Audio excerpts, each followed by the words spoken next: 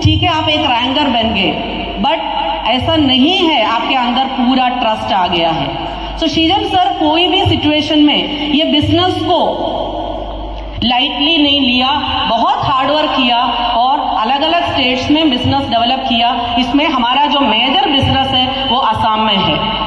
आप समझ रहे हो, आप हमारी बात सुन रही हो। और सृजन सर का फिजिकल एब्सेंस में उन्होंने एक कंपनी का prestigious rank, diamond executive rank achieve किया। इधर के लीडर्स उनको, उनके बातों को समझा, उनको भावना को समझ के बिजनेस को आगे लेके गए। और सृजन सर के एब्सेंस में, सृजन सर आज फिजिकली हमारे साथ नहीं है, आज 4 साल पूरा हुआ है जुलाई 20 को, तो लेकिन सृजन सर के एब्सेंस में मुझे ये बिजनेस ना आते हुए भी हमारे घर में रेगुलर इनकम हम ले रहे थे। ये बिलीव करने में थोड़ा डिफिकल्टी होगा, क्योंकि कोई भी ट्रेडिशनल बिजनेस में ये होता है, अगर वाइफ को बिजनेस की जानकारी नहीं है वो बिजनेस उधर खत्म हो जाता है। लेकिन हमारा एक ही बिजनेस है या एक ही कंपनी है, क्योंकि डायरेक्ट सेलिंग कंपनीज बहुत है। काफी लोग नॉमिनेशन के बारे में बात करते हैं, लेकिन नॉमिनेशन तब अवेलेबल होता है वो फीमेल या मेल फील्ड में जाते हैं, लेकिन मेरे केस में ऐसा नहीं था। मुझे ये बिजनेस में फील्ड में जाने का चॉइस, डिसीजन मेरा था। आप समझ रहे हो। सो ये बिजनेस में मेरा इन्वॉल्वमेंट नहीं होते हुए भी, क्योंकि मैं फैमिली को संभालने का भी कंडीशन में नहीं थी उस टाइम भी, ये बिजनेस से हम एक ह्यूज इनकम ले रहे थे, आज भी ले रही हूँ। लेकिन आज मेरे अंदर वो बिजनेस है और MI lifestyle is our life. मैं आपको दिल से बोल रही हूँ, MI लाइफस्टाइल हमारा लाइफ है। आज हमारे खून में आज MI लाइफस्टाइल है। सृजन सर जिस तरह फील कर रहे थे उसी फीलिंग आज मेरे अंदर है।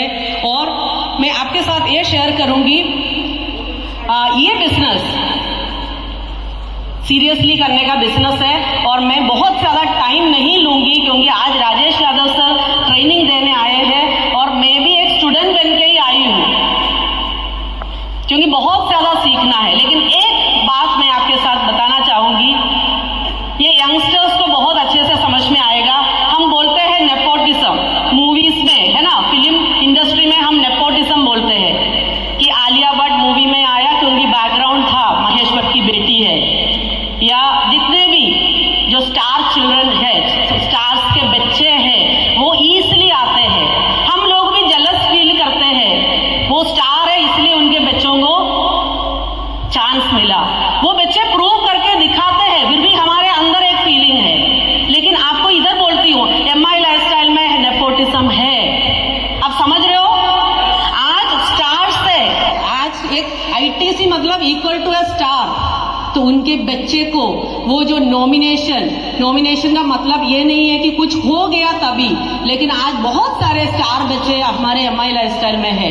तो यंग जनरेशन को भी ये बिजनेस को सीरियसली लेना है, क्योंकि आपको स्टार बनने का एक अपॉर्चुनिटी मिला है। और सारे लीडर्स को मैं यही बोलूंगी, अपने बच्चों को ऐसा एक प्लेटफॉर्म देने का मौका आया है, इसको नजरअंदाज मत करिए, इसको सीरियसली लीजिए, इसको बिजनेस के फॉर्म में समझिए, क्योंकि सृजन सर एक पक्का बिजनेसमैन था, वो इसको बिजनेस के फॉर्म में ही देखा।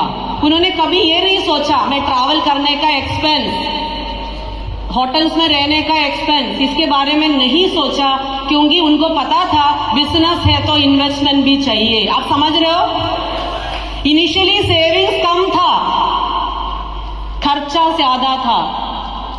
ये नहीं सोचा मेरा बैंक बैलेंस अभी नहीं है, मैं क्यों ये बिजनेस करूं। इतना पता था मेरा बैंक बैलेंस आज कम है, लेकिन मेरा नेटवर्क मेरा ज्यादा हो रहा है। तो एक नेटवर्कर का रियल अकाउंट बैंक में नहीं है, उनका टीम है। तो ये बिजनेस को उसी फीलिंग के साथ आप समझिए और बहुत आगे बढ़िए। और मुझे और कुछ बोलने का मुझे अभी एक्जैक्टली याद नहीं आ रहा है, बट मुझे लग रहा है कि मैंने जो मैसेज मुझे देना था मैंने दिया।